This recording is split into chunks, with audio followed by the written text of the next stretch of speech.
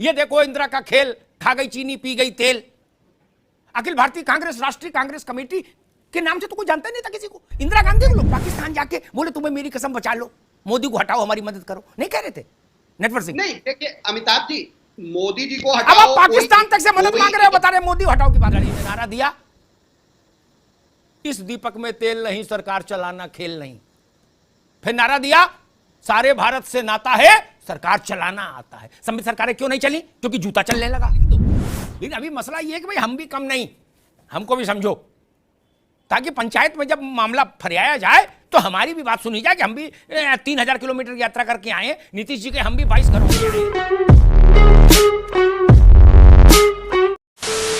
नमस्कार दोस्तों, स्वागत है आपका एक और नए डिबेट वीडियो पर। दोस्तों ये डिबेट है 1 से 1.5 साल पुरानी, लेकिन अमिताभ अग्निहोत्री जी की कही हुई बातें तब से लेकर अब तक कितनी सटीक बैठ रही है, ये इस डिबेट वीडियो के खत्म होते होते आपको समझ आ जाएगा। राहुल गांधी भारत जोड़ने के लिए निकल पड़े थे और नीतीश कुमार जी को सपना आया कि उनको प्रधानमंत्री बनना चाहिए, और उन्होंने भारत भ्रमण शुरू कर दिया और सभी विपक्षियों को एकजुट करने की कोशिश की।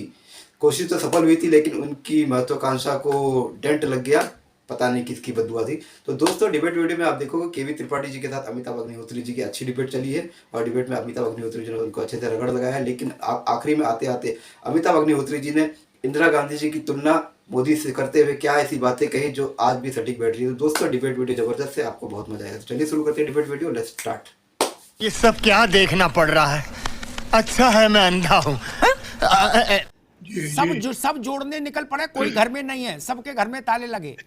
नीतीश जी देश विपक्ष जोड़ने निकले, राहुल जी देश जोड़ने निकले, केजरीवाल जी 130 करोड़ लोगों को जोड़ने निकले। वो करे हम 130 करोड़ से गठबंधन करेंगे, पार्टियों से नहीं।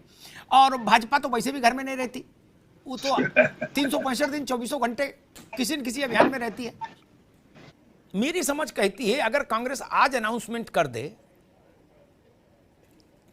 मतलब ये कहना नहीं कि हम दावेदार नहीं, ये फ्रेज राजनीति में चलता नहीं, लोग जानते हैं ये पक्का झूठ है, इसका कोई मतलब नहीं इस बात का। जितने लोग कहते हैं हम दावेदार नहीं, उन पर डबल मोहर मार लीजिए कि ये जरूर ताल ठोकेगा, मानेगा नहीं किसी पार्टी को नेता। ये मेरी तरफ से मुफ्त का वो है एक तावीज।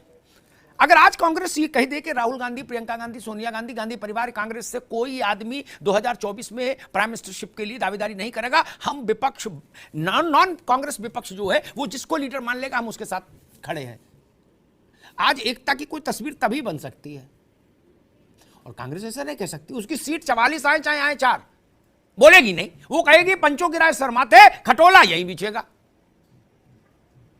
केवी त्रिपाठी जी, तो भैया खटोला अपना अपना लिए सब बगल में दबाए घूम रहे हो क्या? खटोला छोड़ना नहीं चाहते। नीतीश बाबू जितनी बार कहते कि ना ना हम दावेदार नहीं, कैसी बात कर रहे हो हैं?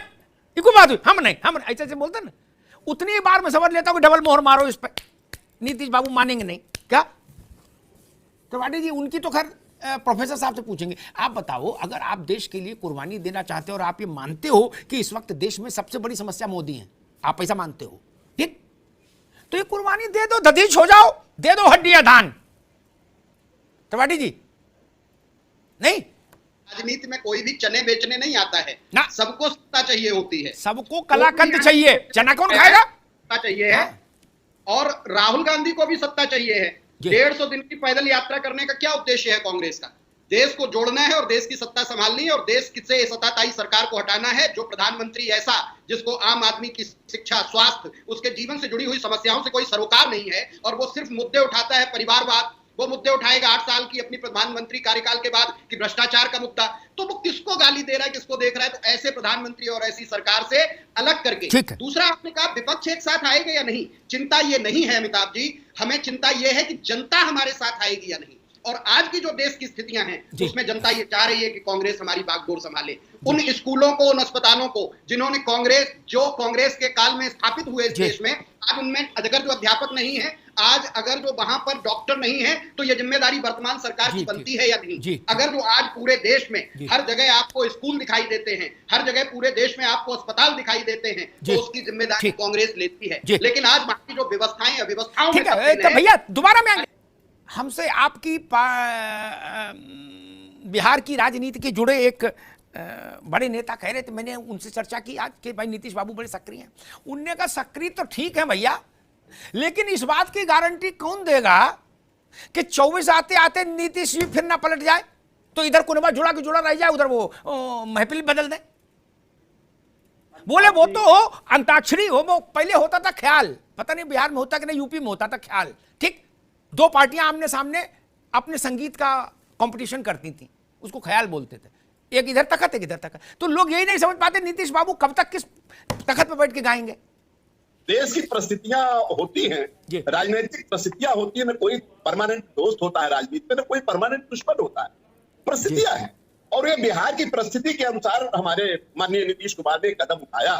जब पार्टी के ऊपर ही खतरा मंडराने लगा और वो महाराष्ट्र को यहाँ दोहराया जाने लगा, तो माननीय नीतीश कुमार ने एक स्टेप, बोल्ड स्टेप लिया है। और उस बोल्ड स्टेप के साथ ही साथ जिस दिल से वो निकले हैं बिहार से, मैं आपके इस चैनल के माध्यम से कहना चाहता हूं कि वो स्थिति क्या है कि पूरे विपक्ष को ऑक्सीजन मिल गई है। जहां विपक्ष सो रहा था, क्योंकि आज अपने चैनल पे आपने जो चर्चा की कि हर आदमी घर से बाहर निकल गया है, ये कितनी अच्छी बात है लोकतंत्र के लिए माननीय अग्निहोत्री जी। जी ठीक है तिवारी जी, ठीक ठीक। लोकतंत्र के लिए बहुत अच्छी बात अभी नहीं, अभी ये पीआर एक्सरसाइज है बेसिकली, चाहे भाजपा वाले करें, चाहे कांग्रेस वाले करें, चाहे कोई करे, अब ये पीआर एक्सरसाइज है, इसका देश से बहुत लेना देना नहीं। आप देश जोड़ो नारा लिख दो, लेकिन अभी मसला ये है कि भाई हम भी कम नहीं, हमको भी समझो, ताकि पंचायत में जब मामला फरियाया जाए तो हमारी भी बात सुनी जाए कि हम भी 3000 किलोमीटर यात्रा करके आए हैं, नीतीश जी के हम भी 22 घर होके आए हैं, 22 गुलदस्ते दिए लोगों को, कम समझ रहे होगा। केसीआर का ये महट लगा के पूरा घूम आए देश है, केजरीवाल जी भी हाथ उठाए, वो कहे भाई 135 करोड़ लोगों से तो गठबंधन मैं ही कर रहा हूं अकेले। ये मसला वो है, अभी कोई देश नहीं बन रहा कहीं, देश तो जो चल रहा चल ही रहा भगवान की कृपा से। अभी नेता अपना अपना नौकरी तो ढूंढ ले। मैं फिर कहता हूं कि नीतीश कुमार को समझना, वो एक गाना डायलॉग था ना कि पकड़ना मुश्किल ही नहीं नामुमकिन है, वैसे मैं कहूंगा नीतीश बाबू को समझना मुश्किल ही नहीं नामुमकिन है। क्या वो आगे पीछे उल्टे सीधे सब तरफ से बल्ला घुमा रहे हैं। उन्होंने अखिलेश यादव के लिए कह दिया मिलने के बाद कि यूपी को अखिलेश लीड करेंगे, हैं? अब लोग ये नहीं समझ पा रहे कहां लीड करेंगे। यूपी में तो अभी कोई स्थिति बन नहीं रही, कहां लीड करेंगे। दो चीजें मुझे लगता है बड़ी महत्वपूर्ण होती हैं, एक अतीत से सीखना। कांग्रेस, देखिए नीतीश बाबू इस वक्त उस स्थिति में है कि बल्ला चाहे जिधर घुमाओ और चाहे किस बाल बल्ले पे ना आए तो बल्ले दे मारो किसी के सर पे, सब झेल लिया। आप क्या है नीतीश बाबू, आज की पारी खेल रहे हैं, आज हाथ से आनंद है, वैकुंठ में है, सब झेल लिए, कोई पद रहा बाकी सब हो तो रह लिए। क्या इतिहास में नाम रहेगा कि ऐसा अद्भुत मुख्यमंत्री बहुमत पार्टी को कभी नहीं आया लेकिन मुख्यमंत्री हर बार रहा। ठीक है, वो चकल्लस के मोड में रह सकते हैं, लेकिन एक उदाहरण हमको अतीत से सीखना चाहिए, कांग्रेस को खास तौर पर। सारे उदाहरण कांग्रेसियों ने सेट किए, चूंकि यही फोरफादर हैं राव साहब, लेकिन कांग्रेस अपनी ही एल्बम दोबारा नहीं देखना चाहती। जब तक इस, मेरी बात को गौर से सुनिएगा त्रिपाठी जी, जब तक इस देश में एंटायर अपोजिशन ये नारा लगाता रहा इंदिरा हटाओ, तब तक इंदिरा नहीं हटी। इमरजेंसी का पीरियड हटा दीजिए, वो इंदिरा ने वो हटाए थे गली मोहल्ले में जो बदतमीजी की थी, नसबंदी के लिए वो कैंची लिए घूमने लगे थे गली गली आप लोग, और थाने में नाखून खींच रहे थे, उससे चलते आपको थोड़ा जनता ने पनिशमेंट दिया था, 2.5 साल बाद फिर वापस आ गई। इससे क्या ये साबित नहीं होता कि केवी त्रिपाठी जी कि ये देश इस नारे को कभी स्वीकार नहीं करता कि फलानवा को हटाओ। वो कहता आप क्या लाभ बेचोगे वो बताओ, पहले आपके पास झोले में क्या है। केवी त्रिपाठी जी। जी अमिताभ जी, इसी के लिए मैं टिप्पणी करना चाह रहा था जो कौशल कांत जी ने कहा कि मोदी को हटाओ। कांग्रेस का कभी ये नारा नहीं, ये पहली बार राजनीति भारतीय जनता पार्टी लेकर आई है कि कांग्रेस मुक्त भारत। हम तो कहते हैं भारतीय जनता पार्टी रहे, जनसंघ भी आपका था, और नेहरू जी जैसा एक प्रधानमंत्री जिसने इस देश को गढ़ा, और इंदिरा जी जैसा प्रधानमंत्री, राजीव जी जैसा जो सबको लेके चलता था। आप ये बात कह रहे हैं कि मोदी हटाओ, दरअसल किसी का ये नारा नहीं है, किस सबका नारा यही है कि ये अताताई सरकार हटाओ, ऐसा एक झूठा प्रधानमंत्री हटाओ जो सिर्फ लफाजी करता हो, एक ऐसी सरकार भैया त्रिपाठी जी, एक मिनट, नटवर सिंह वहां फूट फूट के रोए थे पाकिस्तान जाके, बोले तुम्हें मेरी कसम बचा लो, मोदी को हटाओ, हमारी मदद करो, नहीं कह रहे थे नटवर सिंह? नहीं, देखिए अमिताभ जी, मोदी जी को हटाओ, अब आप पाकिस्तान तक से मदद मांग रहे हो, बता रहे मोदी हटाओ की बात नहीं कही।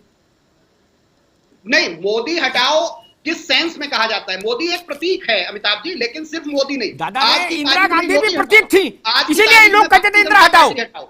ठीक, नारा गढ़ा जाता था, नारे जो लोग लिखते थे उनको हिदायत थी हर विपक्ष की तरफ से, लोकदल, जनसंघ, लेफ्ट, कि भाई इंदिरा गांधी ओरिएंटेड नारा हो। ये देखो इंदिरा का खेल, खा गई चीनी पी गई तेल। अखिल भारतीय कांग्रेस, राष्ट्रीय कांग्रेस कमेटी के नाम से तो कोई जानता नहीं था किसी को। इंदिरा गांधी को लोग जानते थे, कांग्रेस को नहीं जानते। नेहरू को जानते थे, इंदिरा गांधी को जानते थे। और ये गलतफहमी दूर कर लेनी चाहिए। मैं गया मेरे ख्याल से नरसिंह राव के समय में आंध्र प्रदेश के रिमोट में, एक बार चुनाव के समय मैंने वहां लोगों से पूछा कांग्रेस का मुखिया कौन है, उन्होंने कहा इंदिरा अम्मा। इंदिरा जी को मरे हुए कितना टाइम हो गया था? राव साहब, अब कांग्रेस कह रही है जी हमने तो कभी कहा ही नहीं मोदी हटाओ, और सारी लड़ाई मोदी के नाम पे हो रही है, जैसे इंदिरा गांधी के नाम पे होती थी एक दौर में। 77 में जब सरकार थी मुरारजी भाई की, तो जब इंदिरा जी थोड़ा सदमे से बाहर आई तो उन्होंने एक बार कहीं किसी से कहा टिप्पणी में, जब हरिद्वार और गई थोड़ा निकलना शुरू किया, उन्होंने कहा कि भाई मैं अपने समय के भारत के प्रमुख शहरों के कमिश्नर के नाम बता दूंगी। क्या ये गवर्नर्स के नाम बता दें, मुख्यमंत्रियों के नाम याद हो तो बता दें? ये बात लोगों को समझ आई कि अरे भाई ये तो लड़ाई झगड़े में टाइम बिता रहे हैं। चरण सिंह अलग चिट्ठी लिख रहे हैं, देवीलाल अलग टांग खींच रहे हैं, राजनारायण अलग बवाल कर रहे हैं, जगजीवन बाबू का लड़का अलग बवाल कर रहा है, उसके फोटो अलग छप रहे हैं, ये बवाल वो बवाल है। खुशवंत सिंह उसमें अपनी अलग लाइन ले रहे हैं, सूर्यम छाप छाप फोटो है। जनता कह रहे हैं नाश करो यार, भगाओ इनको, गंगा में फेंको। क्या 2.5 साल में जनता ने लोकनायक की तपस्या से पैदा हुई जनता पार्टी की सरकार को गंगा में फेंक दिया था। प्रोफेसर साहब, क्या ये उदाहरण ये नहीं बताता कितने भी मन से लाए गए हो, अगर आप आपस में लड़ते भिड़ते दिखेंगे तो जनता उस विकल्प को स्वीकार नहीं करती। लोहिया और दीनदयाल मिले और संविध सरकारें आई कुछ राज्यों में, लेकिन वो भैया ठीक है त्रिपाठी जी आ गई आपकी बात, आप रुक जाइए। लेकिन इंदिरा जी की बात फिर जनता को सही लगी कि ये जीत तो सकते हैं, सरकार नहीं चला सकते। इंदिरा जी ने नारा दिया, इस दीपक में तेल नहीं, सरकार चलाना खेल नहीं। फिर नारा दिया, सारे भारत से नाता है, सरकार चलाना आता है। संविध सरकारें क्यों नहीं चली? क्योंकि जूता चलने लगा। मसला तो यह है ना। अब आप 70 के इंदिरा और आज के नरेंद्र मोदी को एक साथ रख के देखिए तो आपको कोई बहुत फर्क नहीं लगेगा, ये समझ लीजिए। और आप लोग, कांग्रेस उस समय की विपक्ष लग रही है मुझे,